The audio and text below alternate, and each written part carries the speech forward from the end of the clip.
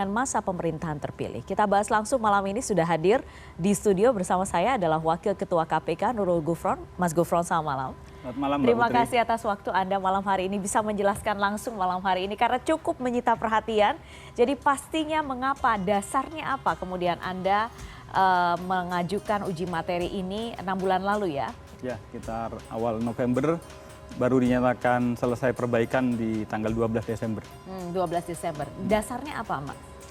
Jadi pertama yang perlu saya jelaskan bahwa ya, judicial review yang kami layangkan atau mohonkan kepada MK adalah judicial review atas nama pribadi.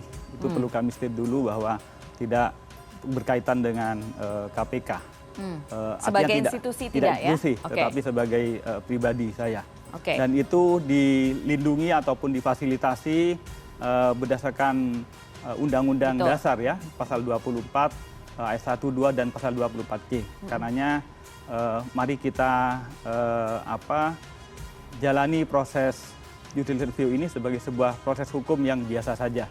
Tidak ada kemudian ada penilaian-penilaian etis non etis, karena ini adalah prosedur yang difasilitasi oleh konstitusi kepada warga negara. Karenanya mari kita jalani sebagai negara hukum yang berdasarkan konstitusi dan itu dilandasi dalam Undang-Undang Dasar 45. Itu pertama. Memang tidak bisa dilihat dari mungkin yang Anda maksud adalah jika ada kritik dari sisi hukum itu tentu tidak ada masalah karena Anda mendasari ini pada Undang-Undang Dasar dan Anda menyampaikan ini adalah hak sebagai warga negara gitu ya, Mas Gufron ya. Artinya prosedur hukum yang sudah difasilitasi oleh konstitusi tentu adalah legal dan karenanya ya tidak sehat kalau kemudian ada warga negara yang melakukan judicial review dianggap kemudian dipandang etis, tidak etis, rakus dan lain-lain. Itu kan. Tapi bagaimanapun kan itu muncul sekarang di masyarakat. Itu muncul di masyarakat. Gitu. Bagaimana Anda menjawab itu? Karena Anda berada di dalam institusi, Anda menjabat dan Anda mengajukan judicial review itu sekarang berkaitan dengan perpanjangan masa jabatan. Tidak mungkin menafikan pikiran-pikiran seperti itu sekarang. Makanya saya jelaskan tadi standing point saya sebagai warga negara yang kebetulan menjabat sebagai pimpinan KPK. Itu satu hal. Yang kedua, berkaitan dengan alasannya, sebagaimana dijelaskan tadi, ada 2 pasal yang saya JR, yaitu pasal 29E berkaitan dengan syarat untuk menduduki jabatan pimpinan KPK di periode yang akan datang ya, pasca Undang-Undang 19 2011 yang dari 40 menjadi 50. Padahal kondisi saya adalah kondisi di mana saya terangkat dalam posisi syaratnya masih 40.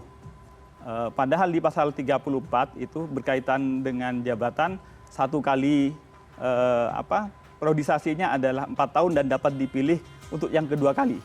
Yang berkaitan yang kedua kali ini, seandainya saya kemudian akan mengajukan diri, berarti Anda tidak bisa? Tidak bisa, karena saya masih belum memenuhi usia 50. Nah, maka secara hukum kan begini, orang yang sudah dinyatakan pernah dewasa atau cakap memenuhi sebuah kedudukan tertentu, maka kemudian secara hukum administrasi dimanapun ini, maka selanjutnya harus juga dinyatakan telah dewasa. Contohnya begini, Undang-Undang Pemilu mensyaratkan untuk dapat mencoblos itu adalah 17 tahun atau sudah menikah. Seandainya ada warga negara yang 15 tahun menikah, dia kan sudah dewasa, bisa mencoblos. Kalau kemudian pada suatu hari misalnya masih umur 16 dia cerai, tidak boleh dan kemudian secara administrasi tidak bisa dia dinyatakan kemudian menjadi tidak cakap lagi karena masih tidak 17 tahun. Karena tidak menikah. Dan tidak menikah. Itu pasal 29. Ya. Jadi memang betul bahwa alasan-alasan atau dasar Anda mengajukan ini memang hal yang sangat pribadi kalau misalnya dilihat dari pasal itu ya? Iya, karena memang berkaitan dengan usia. Fasilitas JR itu adalah fasilitas yang diberikan kepada warga negara, pada lembaga, dan kebetulan ini adalah kepentingan pribadi saya yang itu difasilitasi, kemewahan yang kemudian harus dinikmati oleh setiap warga negara untuk kemudian men-JR. Itu yang pertama. Yang kedua? Yang kedua berkaitan dengan pasal 34. Pasal 34. 34 itu adalah tentang periodisasi masa pemerintahan jabatan. yang sebagaimana diketahui bukan hanya di undang-undang yang baru sejak Undang-Undang 30 2002, memang periodisasi kepemimpinan pimpinan KPK itu 4 tahun. Betul. Nah, kenapa kemudian saya pribadi untuk konteks 4 tahun kemudian meminta supaya 5 tahun, ini bukan ya bahasanya silahkan memperpanjang atau menambah. Tapi bahasa saya sebenarnya memperjuangkan kesetaraan. Dengan 12 lembaga non-kementerian lainnya. Komnas, ORI, KY, dan lain-lainnya 12 sebagaimana dalam gugatan saya, itu semuanya adalah 5 tahun. Karenanya sebagaimana sama-sama lembaga kementerian lembaga negara non-kementerian yang setara, baik kewenangan dan maupun sifatnya yang independen, itu rata-rata 5 tahun. Nah, kenapa kemudian kok mintanya 5 tahun, kok tidak 7 tahun, kok tidak 12 tahun, dan artinya kok hanya 5 tahun? Ini adalah mendasarkan pada cita hukum atau ide hukum. Jadi pada saat pembentukan konstitusi, Undang-Undang Dasar 45, sebetulnya para pembentuk Undang-Undang Dasar itu berdebat panjang berkaitan dengan masa pembatasan otoritas atau kewenangan pemerintahan. Pada saat itu pilihannya adalah ada beberapa negara yang 4 tahun, Amerika contohnya. Ada yang 5 tahun, ada yang 6 tahun, Filipina misalnya. Tapi pada saat itu pembentuk Undang-Undang Dasar memilih bukan 4, bukan 6, tapi 5.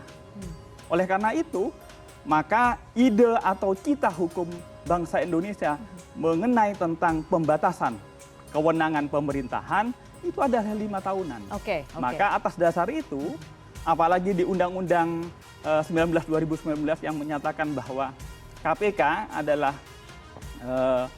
lembaga negara yang independen, tapi dalam rumpun eksekutif, maka jelas dalam rumpun eksekutif, maka kemudian agar kemudian sama periodisasinya. Gitu. Jadi apa yang kami perjuangkan sesungguhnya adalah memperjuangkan kesetaraan, karena salah satu untuk mengindikasi apakah sebuah lembaga negara itu struktur ketatanegaraannya posisinya di mana, salah satunya adalah tentang usia periodisasi. Jadi kalau semakin rendah, maka semakin rendah juga masa kedudukan struktur ketatanegaraan. Pak Gufron, dari tadi Anda mengatakan kami, jadi ini sebenarnya kami atau saya ya Pak? Ya kami kan bahasa saya pribadi secara tapi kami maksudnya saya pribadi. Tapi bagaimana respon rekan-rekan Anda sesama pimpinan Komisioner KPK? Saya sampaikan karena memang semula ini adalah pasal 29, tapi dalam perbaikannya pasal 34. Pasal 30 itu berarti tambahan kan, ya, di bulan Desember itu. Pada saat perbaikan. Saya sampaikan, artinya saya memberitahukan bahwa saya akan men-JR karena berkaitan dengan pribadi saya, walaupun beliau-beliau yang pimpinan yang lain itu tidak ada kepentingan, tapi saya perlu memberitahukan. Pak Firly, bagaimana responnya? Mempersilahkan, termasuk yang lain juga mempersilahkan. Artinya tidak mengiyakan ataupun tidak menolak, silahkan apa kata Pak Gufron. Pak Gufron, tapi saya yakin Anda juga menyadari, karena begini, kalau misalnya yang dilihat oleh publik, bagaimanapun keputusan seorang pejabat publik, sekalipun Anda mengatakan ini kebutuhan atau menjalankan konstitusi Anda sebagai warga negara, tapi publik tetap melihat Anda saat ini posisinya sebagai pejabat publik, dan tentu melihat prestasi KPK selama ini yang saat ini mungkin ratingnya sedang dinilai cukup buruk ya, jadi performanya tidak terlalu baik. Anda bagaimana melihat itu? Karena bagaimanapun itu yang dilihat publik. Ya, hak normatif dan hak konstitusional itu tidak berkaitan dengan kinerja atau prestasi ya. Jadi ini berkaitan dengan norma. Berkaitan dengan, bukan pada performa, tapi berkaitan dengan norma. Jadi hak itu harus dibedakan dengan kemudian pelaksanaan haknya. Nah itu yang perlu silahkan, dan saya juga ingin menjadikan forum ini adalah forum pembelajaran kepada forum diskusi ya, forum pembelajaran kepada kita semua untuk berdemokrasi secara hukum. Apakah kemudian, baik kalau begitu, apakah kemudian ketika masyarakat menilai performa KPK saat ini rendah, dan sudah ada surveinya, dari survei indikator April kemarin, tingkat kepercayaan terhadap lembaga negara, KPK itu berada di posisi ke-6, di bawah yang pertama TNI, kemudian Presiden, berikutnya Kejaksaan, Pengadilan, Polri, baru KPK. Setelah KPK ada DPD, MPR, DPR, dan partai politik. Apakah kemudian ketika tingkat kepercayaan kepada masyarakat, kepada KPK begitu rendah, Anda menilai ini saat yang tepat untuk menjalankan hak Anda sebagai warga negara? Karena timingnya apakah tepat sekarang?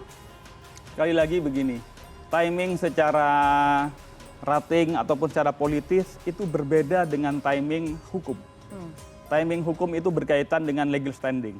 Jadi saya tidak mungkin dapat kemudian memperjuangkan hak kesetaraan KPK ini di antara 12 lembaga negara lainnya kalau saya kemudian sudah selesai ataupun sudah tidak sedang menjabat sebagai pimpinan KPK. Nah, karena pimpinan KPK itu menjadi bagian untuk ukuran legal standing, yaitu ada pertama sebagai pihak yaitu warga negara, yang kedua ada kerugian konstitusional. Nah, momen kerugian konstitusional itu tidak bisa kemudian ditunggukan ataupun diundur. Nah, itu satu hal. Jadi ini yang perlu kita yang kita pahami antara bahwa reputasi, prestasi dan lain-lain itu satu hal berbeda dengan kemudian pemenuhan hak. Gitu. Jadi kalau misalnya ada yang membahas soal momennya tidak tepat, mestinya tidak sekarang, tidak etis ketika Anda mengajukan ini sekarang, bagaimana respon Anda? Ya itu saya sampaikan tadi, penilaian bahwa tidak etis, itu etis ini fasilitas yang difasilitasi oleh negara hukum. Jadi memang istilahnya now or never untuk Anda? Nah, iya. Memang sekarang harus waktunya? Ini kalau tidak, misalnya saya setelah kemudian lepas lewat di atas tanggal 20 Desember 2023 ketika saya turun, pada saat itu ketika saya ngajukan judicial review ke Mahkamah Konstitusi, pada saat itu saya sudah tidak memiliki hak untuk mengajukan JR karena tidak memiliki legal standing. Karena hak konstitusionalnya sudah lepas. Nah, itu yang itu juga perlu dipahami bahwa timing itu bagi dalam perspektif hukum adalah timing kesempatan dia untuk mengajukan. Oke. Pak Gufron, kalau misalnya kita melihat sekarang dengan penambahan waktu, katakanlah menjadi 5 tahun, dengan penambahan waktu 1 tahun itu memangnya akan ada perubahan besar yang terjadi? Sekali lagi, ini bukan bicara tentang prestasi, bukan, tetapi secara kelembagaan dalam struktur ketatanegaraan, kami atau saya pribadi setidak-tidaknya ingin memperjuangkan kesetaraan agar kemudian KPK itu katanya lembaga negara, katanya independen, tapi kok kemudian usianya kok kalah dengan lembaga-lembaga negara lain, atau minimal bukan kalah ya, di bawahnya. Sehingga menjadi pertanyaan kan, nah, ini yang kami perjuangkan. Bahwa kemudian apakah itu menjadi efektif menaikkan dan lain-lain, itu satu hal yang berbeda. Oke. Sejauh ini prosesnya bagaimana Pak Gufron? Saya sejak November akan clear gugatan ini per 12 Desember, sudah sidang beberapa kali. Tahun kemarin ya, 2022 kan Pak? 2022. November kan? Ya. Kemudian Desember diperbaiki, sudah sidang jawab-menjawab, bahkan kemudian keterangan pembuktian melalui keterangan ahli ada 4 orang, dari saya 3, dari pihak terkait ada 1 orang, dan kemudian sudah ada penyerahan kesimpulan.